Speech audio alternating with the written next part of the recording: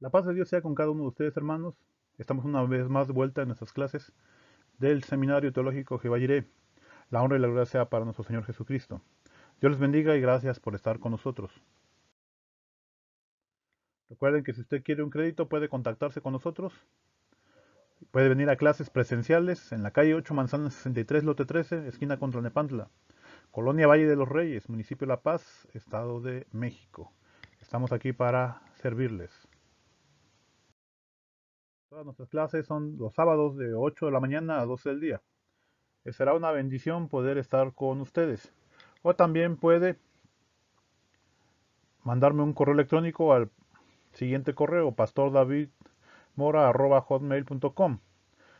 Puede inscribirse y tomar sus clases en línea a través de este medio o puede contactarme con mi celular a través del WhatsApp con todo gusto al número 5585504473.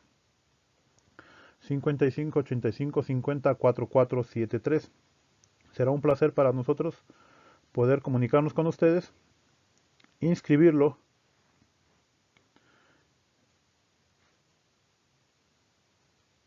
apuntarlo y al final de los videos usted puede tomar su crédito. Es una bendición que usted esté con nosotros y gozar de estos medios. O nos puede buscar a través de Facebook como David Mora y yo ya lo ingresaré al grupo que tenemos del seminario. Mándenme un messenger, un mensaje y con todo gusto, ¿verdad? Estaremos en comunicación, no importa el país donde usted se encuentre, a través del Facebook puede usted tomar sus clases y al final recibir su reconocimiento. Recordando que nuestras clases, hermanos, no tienen costo alguno y que usted puede comprar los libros por su cuenta, descargarlos o contactarnos para obtenerlos. La gracia del Todopoderoso sea con ustedes. Estamos una vez más en nuestras clases de religiones comparadas. El libro que estamos llevando, recuerden ustedes, ¿Cuál camino? De Luisa Yeter. Estamos en el capítulo número 4, la Iglesia Católica Apostólica Romana, y es el video 2, la parte 2. Si usted está empezando a ver este video en este mismo canal, usted puede encontrar la parte 1 y la parte número 3. Será una bendición para nosotros poderle servir y hacer esa comparación que hace nuestra hermana Luisa Yeter acerca de los diferentes grupos religiosos. Seguimos con nuestro estudio. Quiero decirles, ¿verdad?, que hay un número que está en la parte de aquí. Lo voy a subrayar para que usted lo vea. Este número que está aquí es el número de página del libro. Usted va a la página del libro y ahí encontrará que esa información que yo estoy manejando viene en esa página para que usted pueda hacer más referencias en su libro de texto. Entonces ahí va a estar apareciendo esa página, ese número, y hace referencia a la página del libro que usted está llevando, ¿Cuál camino? De Luisa Yeter. El catolicismo dice sobre la Biblia, cree que la Biblia es inspirada, a la Sagrada Biblia es inspirada, así es como ellos la llaman, pero también usan la tradición eclesiástica. Pone a la Iglesia como la autoridad suprema para la fe y su conducta, inclusive las tradiciones de la Iglesia están por encima de las Escrituras, así que esas son sus normas de fe. Donde hay conflicto entre las tradiciones eclesiásticas y la Biblia, generalmente se acomoda la interpretación de la Biblia de tal manera que no haya ese conflicto y queden en armonía. Ajustan la Biblia a las tradiciones eclesiásticas. Nosotros sabemos que la Iglesia Evangélica pone a la Biblia y no a la autoridad eclesiástica como suprema norma de fe y conducta. Donde hay conflicto entre la Biblia y las tradiciones eclesiásticas, rechazamos las tradiciones eclesiásticas y nos quedamos como la Biblia como la única norma de fe. La única norma de fe que usted puede estar tratando es solamente las escrituras, una sola escritura, una sola palabra, porque creemos que la Biblia es inspirada por Dios. La Iglesia Católica dice que cree que su Biblia es la verdadera y la Biblia protestante está incompleta, que ellos recibieron las Sagradas Escrituras. Ahí en la diapositiva podemos ver dos ejemplos de las Biblias, la Biblia que ellos manejan y la Biblia evangélica. Nosotros sabemos que la Biblia vino de la Iglesia Apostólica primitiva. Todavía no estaba formada oficialmente la Iglesia Católica. Así que la Biblia es antes de la Iglesia Católica, por lo cual creemos que es inspirada por Dios y que tiene la palabra de Dios, que es viva y eficaz. Gracias a Dios por su palabra. Basta comparar las versiones católicas y protestantes para darnos cuenta que la Biblia católica y la Biblia evangélica es la misma Biblia. A veces hasta predicamos con la Biblia católica. La diferencia son los comentarios que ya vienen aparte por quien los hace. Esos ya no son Biblias, comentarios de algún autor o de alguna persona que decidió hacerlos. Y también los libros deuterocanónicos que vienen en las Biblias católicas, que son 7 libros que se agregan al Antiguo Testamento. Y no es que pensemos que son inventados por la Iglesia Católica, esos libros se escribieron antes de la Iglesia Católica. De hecho, ¿verdad? Se agregan en la versión Septuaginta. Hay que recordar que cuando se hizo la traducción del hebreo, ¿sí?, al griego, que es la primera traducción que se hace, los 70 hacen la versión, por eso se le llama Septuaginta, y ellos son los que agregan estos libros deuterocanónicos. Así que está la versión Septuaginta y luego está la versión sinaítica, que es la que la Iglesia evangélica lleva. Los judíos, ¿verdad?, de Jerusalén no aceptaron esos 7 libros, por eso es que no los agregaron. La Iglesia Católica al final agarró la idea de la versión Septuaginta y la Iglesia Protestante agarró la de la idea sinaítica, la de Jerusalén. Pero en sí, no creemos que la Iglesia Católica haya agregado esos libros o que sean herejías o mencione esto. Simplemente no entran parte de nuestra regla o canon que se estableció. Entonces, ¿por qué no fueron aceptados los deuterocanónicos? Bueno, algunos de sus escritores negaron ser inspirados. Entonces, no creemos que fueron inspirados, sí los tomamos como libros de historia, libros de referencia o para el conocimiento de cultura general, que son muy apreciados hacia esa parte, pero no tienen el mismo valor que los otros porque no fueron inspirados. Número 2, no tenían lugar en el canon del Antiguo Testamento. Así que los sinaíticos, los de Jerusalén, no los aceptaron, por eso nosotros tampoco los aceptamos. Ninguno de estos libros, hermanos, fue citado por Cristo o por los apóstoles. Así que al no ser citados no les dieron el valor como se les dio a los otros libros, como el de Isaías, que es uno de los libros más citados, o los libros de los Salmos. Entonces no fueron citados, por eso no les damos ese valor que se considera. Contienen doctrinas que se contradicen, algunos elementos contradicen otros pasajes de la Escritura, por lo tanto, al no ser inspirados, el hombre puede cometer esos errores.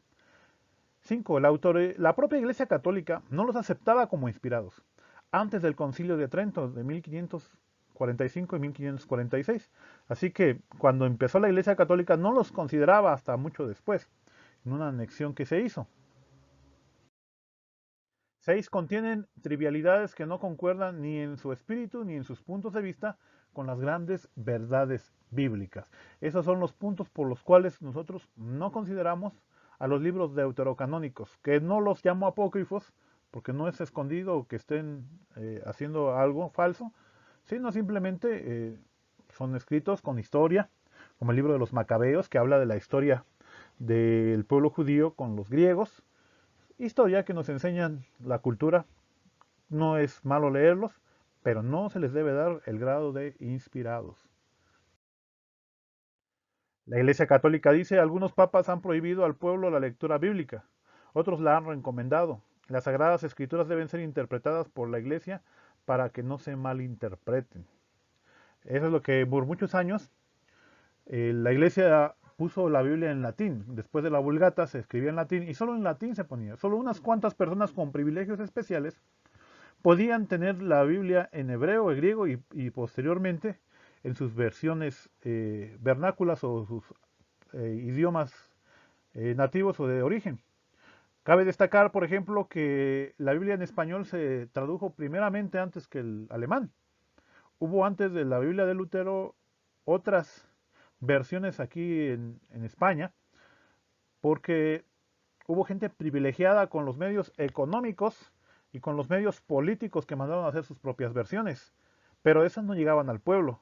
Así que ellos no dejaban que el pueblo leyera porque decían que se podía hacer una mala interpretación. Entonces la iglesia quería tener el control y que solamente a través de ellos tenían la visión, o como que Dios les había dado una lupa especial para que ellos pudieran interpretar las escrituras. Lógicamente esto provocó mucha ignorancia por mucho tiempo y la iglesia entró en una decadencia. Nosotros sabemos que la mayoría del mensaje de la Biblia es para el pueblo común. Es un lenguaje sencillo porque Dios se revela al hombre. Dios quiere que sepamos más de él. Dios les mandó a los israelitas a enseñar las escrituras a los hijos de su casa, ¿verdad? Era una tradición oral, donde el pueblo hebreo está acostumbrado a aprender de memoria. Y de memoria recitaba y mencionaba, no tanto los hispanos. Nosotros los hispanos no hablamos mucho en la memoria. Poco memorizamos textos, así que yo le invito, estimado estudiante, estimado amigo que me está viendo a través de este video, que usted haga ese propósito de aprender textos de memoria. ¿Por qué no han de comprender nuestros hijos en este tiempo lo que la Biblia tiene para ellos? La gran bendición que es para ellos. En los tiempos bíblicos se recomendaba la lectura de las escrituras y que tenías que aprendértelas y tenías que hablárselas a tus hijos. Y el mandato, la responsabilidad no quedaba ahí. Tenías que hablar con los hijos de tus hijos para que esto pudiera enseñarse. Es una bendición que esta generación tenga la escritura. Generaciones pasaron y nunca se tuvo la escritura. Hasta el día de hoy. Hoy la tenemos en medios hasta electrónicos. Usted sale a la casa y se le olvida el celular. Miren qué hermosa mujer está ahí. Es mi esposa. Se le olvida el celular y usted regresa por su celular. Pero si se le olvida la Biblia, usted a veces no regresa por la Biblia porque dice en la iglesia me prestan. Aquí en este medio, en la computadora, en libros, en la nube tenemos la Biblia. La Biblia es la palabra de Dios. Catolicismo dice de la iglesia única es la santa y apostólica, es la iglesia universal y fuera de ella no hay salvación.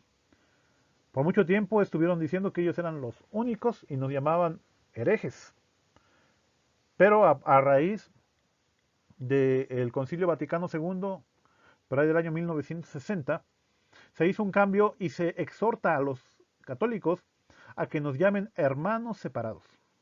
Ahora somos hermanos separados y es el nuevo concepto que ellos manejan hacia nosotros. Nosotros sabemos que la verdadera Iglesia Universal se compone de todo aquel que ha nacido de nuevo, que ha creído en Cristo como su único y suficiente Salvador. Ahora pasa a ser parte del pueblo de Dios, parte de la familia de Dios, una bendición. La Iglesia Católica dice que Cristo fundó la iglesia sobre Pedro, les dio las llaves del reino y es el vicario de Cristo. Pedro fundó la iglesia de Roma y le entregó a su sucesor el poder de llevar las llaves. A esto se conoce como la sucesión papal. Así que ellos prácticamente aplican que Pedro sí, fue el primer papa. Nosotros sabemos que la iglesia está fundamentada en la confesión de Pedro. Tú eres el Cristo, el Hijo del Dios viviente. Sobre esta verdad está la fe en Jesucristo, el Hijo de Dios. El Señor edifica su iglesia. No es que Pedro, ¿verdad?, sea la verdad y el fundamento. El fundamento es lo que Pedro dijo, que Él es el Cristo, el Hijo del Dios viviente, y por eso nuestras iglesias son cristocéntricas. En el versículo 18 el nombre de Pedro en griego es Petras, que es una piedra pequeña. En cambio Petra, que es una roca grande, muy grande, ¿sí? Tú eres Petras y sobre esta Petras, refiriéndose a la confesión de Pedro, edificaré mi iglesia. Lo voy a decir de otra forma. Tú eres, Pedro, eres una piedra pequeña, pero en la confesión que tú hiciste que Cristo, ¿verdad?, es el Hijo de Dios, sobre esa piedra grande, a esa confesión, ahí se va a edificar. ¿Cuál es la edificación? Que Cristo es el fundamento y en Él nos sostiene a todos nosotros. Sobre esto edificaré mi iglesia. Tú eres una piedra pequeña, pero el que Cristo sea el Hijo de Dios es una confesión grande y ahí abarcamos. Por eso somos cristianos, creemos en Cristo. Nuestro mensaje es cristocéntrico. Pedro nunca reclamó para sí ningún título o puesto especial. No se consideraba el jefe supremo de la iglesia ni permitió que la gente se postrara ante él. No profesó tener poder para perdonar los pecados. Todo esto, ¿verdad? Lo podemos ver el día que se presenta ante Cornelio, que Cornelio lo quiso adorar y él dijo, espérate, yo también soy un hombre, igual que tú, y nunca dejó que nadie se postrara. La adoración solo es para el Señor. El Papa reclama para sí un título que Pedro nunca se atrevió a atribuirse. Él no se considera el representante de Cristo, ni siquiera quiso morir como Cristo. Pidió ser crucificado al revés porque no era considerado digno. El concilio de Jerusalén, cuando se dio el primer gran problema y se juntaron todos los líderes en Jerusalén, ni siquiera fue precedido por Pedro, sino por Jacobo, que era el primer pastor de la iglesia, el hermano del Señor Jesucristo. Él fue el primer pastor y por lo tanto Pedro no era más que un líder más dentro de la iglesia. Como habíamos dicho, Pedro nunca reclamó para sí ningún título o puesto especial. Él no quiso decir, yo soy Pedro, el que estuvo con Jesús, ni dijo tengo poderes especiales o me tienen que rendir pleitesía. Eso vino hasta por el año 150, que empezó a meterse la jerarquía en la iglesia. No se consideraba su jefe supremo, ni pedía favores especiales, ni puestos especiales, ni un lugar especial o que la gente lo saludara de otra forma. La palabra de Dios dice, ¿verdad? En Hechos 10:25, cuando Pedro entró, salió Cornelio a recibirle y postrándose a sus pies adoró. Mas Pedro le levantó diciendo, levántate, pues yo también soy hombre, igual que tú. Podemos ver, ¿verdad?, que cuando Cornelio les invita a pasar a su casa, él no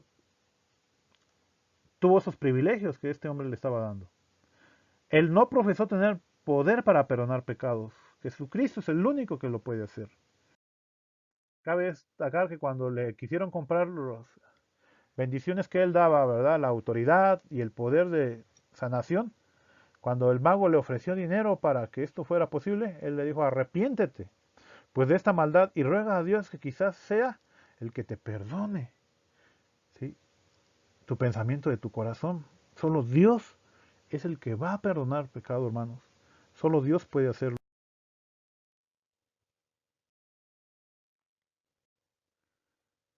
Pedro estaba en contra de las actitudes autoritarias, lo que nosotros llamamos como jerarquías de los líderes. Todos ante el Señor tenemos el mismo nivel, hermanos. El mismo nivel. Todos valemos la sangre preciosa de Cristo Jesús. No hay personas más importantes. Todos podemos llegar directamente al Padre. Ruego a los ancianos que están entre vosotros, yo anciano también con ellos, y testigo de los padecimientos de Cristo, que soy también participante de la gloria que será revelada. Apacentad la grey de Dios que está entre vosotros, cuidando de ella no por fuerza, sino voluntariamente, no por ganancia deshonesta, sino con ánimo pronto. Aquí cabe destacar que claramente Pedro dice, yo también anciano, ¿sí? Con ellos. En ningún momento dice que él está por encima de ellos. Y no implica que se haga la fuerza, sino todo honestamente. No como teniendo señorío sobre los que están a vuestro cuidado, sino siendo ejemplos de la grey. Y cuando aparezca el príncipe de los pastores, vosotros recibiréis la corona incorruptible de gloria. Igualmente, jóvenes, estad sujetos a los ancianos, y todos sumisos unos a otros, revestidos de humildad, porque Dios resiste a los soberbios y da gracia a los humildes. Dice que aquí en la obra del Señor no hay señores, todos somos siervos. El único Señor es Cristo Jesús. A Él sea la honra y la gloria por siempre y siempre, solo al Señor Jesús. Y con humildad siempre acercarnos delante del Señor. Pedro no era infalible, incluso se llegó a equivocar en varias ocasiones. Aún después de haber recibido el Espíritu Santo, Pedro se equivocó en algunas ocasiones. La Biblia dice que Pablo lo tuvo que reprender porque se portaba con los judíos de una manera y con los gentiles de otra. En un concilio, ¿verdad? Lo reprende inclusive públicamente. Y la escritura dice, pero cuando Pedro vino a Antioquía, le resistí cara a cara porque era de condenar. Pues antes que viniesen algunos de parte de Jacobo, comía con los gentiles. Pero después que vinieron se retraía y se apartaba porque tenía miedo de los de la circuncisión. Quería quedar bien con los judíos, se portaba de ellos de una manera, quería quedar bien con los gentiles, se portaba con ellos de otra forma. Entonces esa no era la actitud correcta, por eso Pablo le llama la atención. Y como todo siervo de Dios, Pedro recibe la corrección y mejora su ministerio. ¿Por qué? Porque cuando uno se equivoca debe de aceptarlo. Y en su simulación participaban también los otros judíos, de tal manera que un Bernabé fue también arrastrado por la hipocresía de ellos.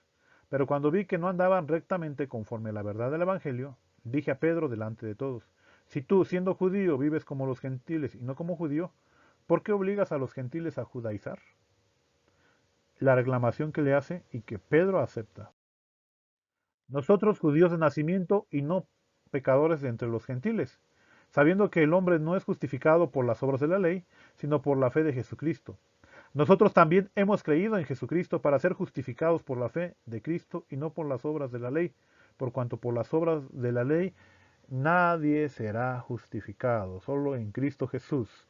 Entonces vemos que Pedro no era infalible. Si es que Pedro es el sucesor de los papas, él debió haber sido infalible después de la llegada del Espíritu Santo. Pero esto no es así. ¿Por qué? Porque es un hombre como nosotros. Un hombre, ¿verdad?, que el Señor utilizó como quiere utilizarlo a usted también, mi estimado amigo, para la bendición y el expandecimiento del reino. La Iglesia Católica dice que Pedro fundó la iglesia en Roma. Ahí tenemos la catedral de San Pedro, de ahí en el fondo que tenemos. No hay bases para que podamos decir que Pedro estuvo, pero tampoco hay bases para decir que no estuvo. Así que lo más seguro es decir que no, porque no tenemos la fuente. Durante la iglesia primitiva, Roma no era el lugar más importante de Jerusalén. Hay que, hay, hay, eh, hay que recordar que Jerusalén fue el centro, pero a raíz de la persecución la gente se dispersó y después pasó a ser Antioquía el lugar más importante.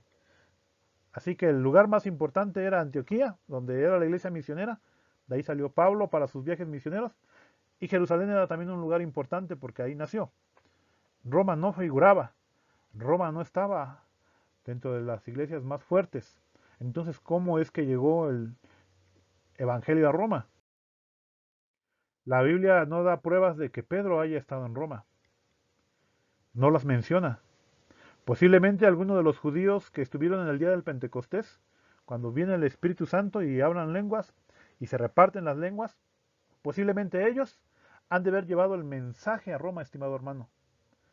Ellos al regresar después de la fiesta del Pentecostés y de haber estado en la Pascua, ellos debieron de haber llevado el mensaje de Jesucristo, no Pedro. La Iglesia Católica habla de la infalibilidad del Papa. ¿Qué quiere decir esto? Que el Papa no se equivoca. Se enseña que el Papa es infalible en lo que es ex cátedra, o sea, en lo que enseña. Lo que dice oficialmente sobre cualquier doctrina o práctica es tan inspirado por Dios e infalible como las mismas escrituras. Enseña, ¿verdad?, que lo que el Papa menciona tiene el mismo valor de la Biblia, así que él no se puede equivocar y nunca falla. Y todo lo que enseña es verdad.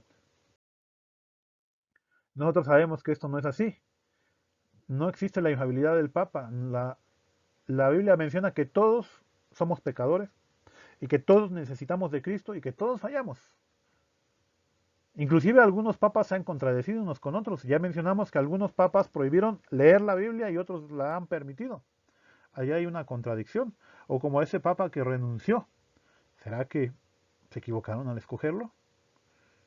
No se había visto de un papa que renunciara, al menos en nuestra época. Sin embargo, todos se equivocan y todos por eso necesitamos a Cristo, que es nuestro único y suficiente Salvador. Nadie es perfecto. Todos los hombres se equivocan. Por eso todos necesitamos cubrirnos de Cristo. Necesitamos la ayuda de Dios. El libro de los Salmos 53:3 dice, cada uno se había vuelto atrás, todos se habían corrompido. No hay quien haga lo bueno, estimado hermano. No hay ni aún uno. Todos fallamos. Grande es Dios y misericordioso, que nos da la bendición. Qué bendición de parte de nuestro Dios, que Él nos perdone. Romanos 3:12 dice, todos se desviaron a una, se hicieron inútiles. No hay quien haga lo bueno, no hay ni siquiera uno. Tanto el Antiguo como el Nuevo Testamento enfatizan que el hombre falla y necesita de Dios. En cuanto al sacerdocio, la Iglesia Católica ha convertido a sus sacerdotes en mediadores entre Dios y el hombre. Hay que confesarle los pecados y de ellos se recibe el perdón. Ya dijimos que el único que puede perdonar los pecados es nuestro Señor Jesucristo. La Biblia nos exhorta a confesar nuestras ofensas unos a otros, pero es Dios quien perdona los pecados y Jesucristo es el único mediador entre Dios y los hombres. Primera carta a Juan 2:1 dice, hijitos míos, estas cosas os escribo para que no pequéis, y si alguno hubiere pecado, abogado tenemos para con el Padre, a Jesucristo el justo, bendito sea su nombre. Así que Cristo es nuestro único abogado que nosotros necesitamos. La Iglesia Católica dice, en el año 1123 después de Cristo se estableció como norma oficial de la Iglesia que sus sacerdotes no debían casarse. Eso es lo que se conoce como el celibato. La Biblia no menciona esto. Tenemos el triste caso de este sacerdote que era una de las imágenes públicas que la iglesia ocupaba, pero él cayó en adulterio, abandonó, ¿verdad?, el sacerdocio católico y se casó. Entonces, hay esa necesidad del hombre de tener pareja, de tener relación sexual que Dios la estableció para el matrimonio. Nosotros sabemos que la Biblia no menciona el no casarse, el celibato no. Menciona a Pablo algunas veces, ¿verdad?, el don de continencia, pero no es para todos, ni habla para los que van a ser servidores. Solamente para aquel que quiere buscar más del Señor, pero que no tiene esa necesidad. No es una regla para los obispos, para los pastores, diáconos o cualquier siervo del Señor. En el Antiguo Testamento los sacerdotes se casaban. Aarón era casado, sus hijos eran sacerdotes. La Biblia dice en el libro de Levítico, la esposa de Aarón se llamaba Elizabeth y sus hijos mayores Nadab y Abiú, y murieron en el desierto. A los dos hijos que le quedaban, Eleazar e Itamar, tomaron el sacerdocio. Primera de Crónicas 24:1. El padre de Jeremías era sacerdote, según Jeremías 1:1. Las palabras de Jeremías, hijo de Hilcías, de los sacerdotes que estuvieron en Anatot, en tierra de Benjamín. Así que los sacerdotes se casaban en el Antiguo Testamento. ¿Qué es lo que menciona el Nuevo Testamento, los líderes y sacerdotes en el Nuevo Testamento? Menciona que el padre de Juan el Bautista era sacerdote. Lucas 1:5 nos dice, hubo en los días de Herodes, el rey de Judea, un sacerdote llamado Zacarías, de la clase de Abías. Su mujer era de las hijas de Aarón y se llamaba Elizabeth. Pedro mismo era casado. Mateo 8:14 dice, vino Jesús a casa de Pedro y vio a la suegra de este postrada en cama con fiebre. Si la iglesia menciona que Pedro es de la línea papal, entonces los papás deben de casarse, porque Pedro era casado. Pablo menciona a Timoteo los requisitos para ser obispo, para ser pastor, para ser líder. Mencionan esos requisitos, pero es necesario que el obispo sea irreprensible, marido de una sola mujer. Ahí está el matrimonio. Sobrio, prudente, decoroso, hospedador, apto para enseñar, no dado al vino, no pendenciero, no codicioso de ganancias deshonestas, sino amable, apacible, no avaro, que gobierne bien su casa, que tenga a sus hijos en sujeción con toda honestidad. Entonces, aquí queda la clave, mi estimado hermano, mi estimado amigo, marido de una sola mujer. ¿Qué pulso me cargo estos días? ¿Sí? Y hijos en sujeción dentro del matrimonio, no hijos regados por todos lados. Es una bendición, ¿verdad?, el tener la esposa y la familia para poder ministrar. Y ahí nos enseña el Señor que si en lo poco somos fieles en la familia, en lo mucho nos va a poner el Señor. La Biblia menciona que el prohibir casarse es una doctrina de demonios. Yo creo que se oye muy fuerte, tal vez se oye como una condena muy severa, pero así lo dice la Biblia, mi estimado hermano.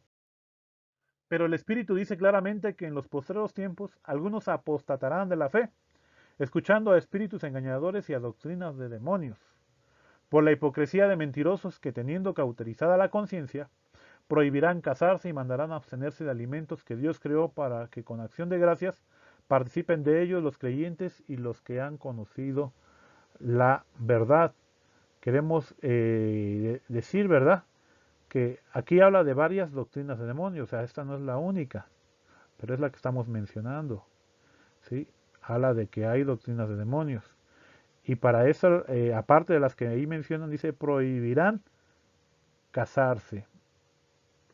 Casarse es una bendición, porque es el hogar, es la primera institución antes que se creara la iglesia. Dios creó a la familia. Es una bendición la familia entre un hombre y una mujer, porque entre un hombre y una mujer solo es una destrucción, pues es condenar a la humanidad al exterminio.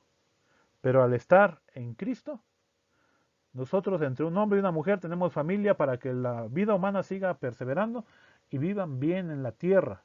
Es una bendición que el Señor nos deja. Por lo tanto, lo maneja como una doctrina de demonios. Hemos visto algunas de las doctrinas católicas, podemos estar o no de acuerdo, podemos conocerlas o no, la Iglesia Evangélica tiene sus posturas y gracias por su fina y amable atención. Cualquier comentario, cualquier circunstancia, usted puede escribirme al correo electrónico pastordavidmora@hotmail.com, esperando que usted pueda ver la tercera parte de nuestras presentaciones o ver el video en vivo a través, ¿sí?, del Facebook, que lo estamos transmitiendo en vivo. Se transmitió, ¿verdad? Y usted puede buscarlo ahí o contactarse conmigo para hacerle llegar este material. Recuerde que usted puede usar el WhatsApp al 55 85 50 4473. Será una bendición a través del WhatsApp poderle contactar. Somos Seminario Teológico Jehová Jireh. Ha sido una bendición el poder estar con usted y que Dios le guarde en su ministerio y le bendiga y le añada aún más.